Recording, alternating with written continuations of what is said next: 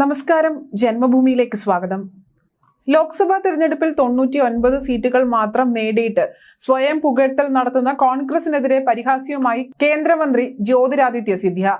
കഴിഞ്ഞ 3 തിരഞ്ഞെടുപ്പിലുമായി കോൺഗ്രസ് നേടിയ സീറ്റുകൾ ഈ വർഷം ലോക്സഭാ തിരഞ്ഞെടുപ്പിൽ BJP നേടിയ സീറ്റുകളുടെ എണ്ണത്തേക്കാൾ കുറവാണ് എന്ന് മനസ്സിലാക്കണമെന്ന് അദ്ദേഹം പറഞ്ഞു. 99 സീറ്റുകൾ മാത്രം നേടിയിട്ട് ആവശ്യമായ രീതിയിലുള്ള അവകാശവാദങ്ങളാണ് കോൺഗ്രസ് നടത്തുന്നത്. കഴിഞ്ഞ 3 തിരഞ്ഞെടുപ്പുകളിലുമായി കോൺഗ്രസ് നേടിയ മൊത്തം സീറ്റുകളുടെ എണ്ണം BJP ഇക്കുറി നേടിയ സീറ്റുകളുടെ എണ്ണത്തേക്കാൾ കുറവാണ് എന്ന് അവർ മനസ്സിലാക്കണം. 2024 99 സീറ്റുകൾ നേടിയിരുന്നു.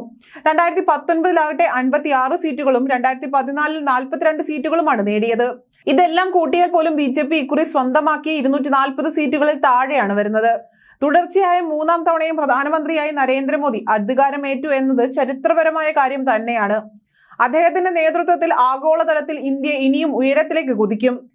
ഇതിൽ ഞങ്ങൾക്ക് പൂർണ്ണ വിശ്വാസമുണ്ട്. ജനങ്ങൾക്ക് വേണ്ടിയുള്ള പ്രവർത്തനങ്ങളാണ് എന്നും അദ്ദേഹം നടത്തുന്നത്.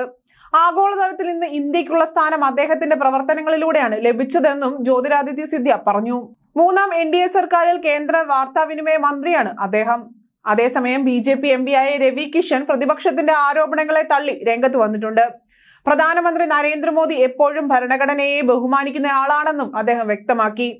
പ്രധാനമന്ത്രി മോദി എപ്പോഴും ഭരണഘടനയെ ബഹുമാനിക്കുന്നു. അവർ ഒരു തവണ നുണ പറഞ്ഞു വിജയിച്ചു. എന്നാൽ ഈ നുണ ഇനി പ്രവർത്തിക്കില്ല.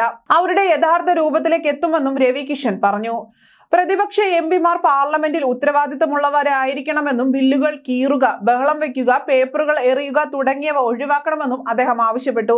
കൂടാതെ രാജ്യത്തിന് അനുകൂലമായ ബില്ലുകൾ വരുമ്പോൾ അത് പാസ്സാക്കുന്നതിന് തടസ്സങ്ങൾ സൃഷ്ടിക്കില്ല എന്ന് ഞാൻ പ്രതീക്ഷിക്കുന്നുവെന്നും തങ്ങൾ തിരഞ്ഞെടുത്ത MP ചെയ്യുന്നത് വിനാശകരമായ ജോലിയല്ല, മൂർത്തമായ ജോലിയാണെന്ന് അവരുടെ വോട്ടർമാർക്കും അറിയാമെന്നും അദ്ദേഹം പറഞ്ഞു. പ്രധാനമന്ത്രി മോദി 5 വർഷത്തെ ഭരണം മികച്ച രീതിയിൽ പൂർത്തിയാക്കും. പ്രതിപക്ഷം പാർലമെന്റിനെ അച്ചടക്കത്തോടെ ബഹുമാനിക്കുക. അവർ തങ്ങളുടെ പോയിന്റുകൾ അവതരിപ്പിക്കുകയും ഒരു സംവാദം നടത്തുകയും വേണം. പക്ഷേ അവർ സഭ പ്രവർത്തിപ്പിക്കാൻ അനുവദിക്കണമെന്നും ഒരു തടസ്സമുണ്ടാക്കരുതെന്നും അദ്ദേഹം കൂട്ടിച്ചേർത്തു.